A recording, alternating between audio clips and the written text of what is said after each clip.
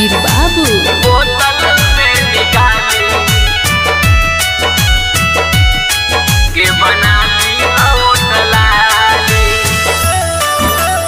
माँ Ambika recording studio अलोली Khagaria.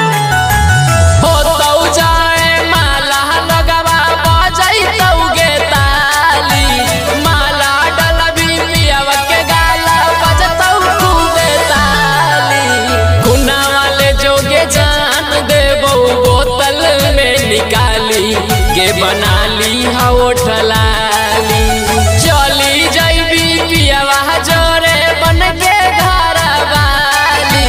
खुना वाले जोगे जान देबो बोतल में निकाली के बना ली होटलाली। खुना वाले जोगे जान देबो बोतल में निकाली के बना ली होटलाली।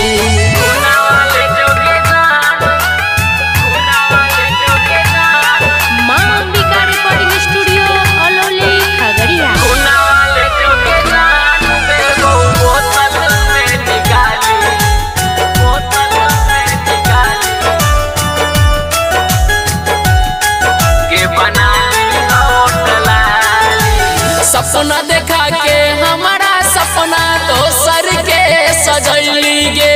पल भर में भूल गेली पगली प्यार में कसम खैली गे।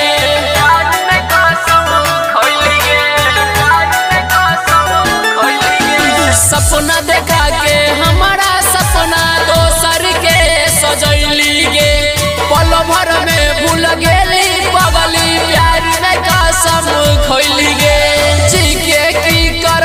जब हो भी दोसरे के घर वाली। खुना वाले जोगे जान देबो बोतल में निकाली के बना ली होटलाली। खुना वाले जोगे जान देबो बोतल में निकाली के बना ली होटलाली।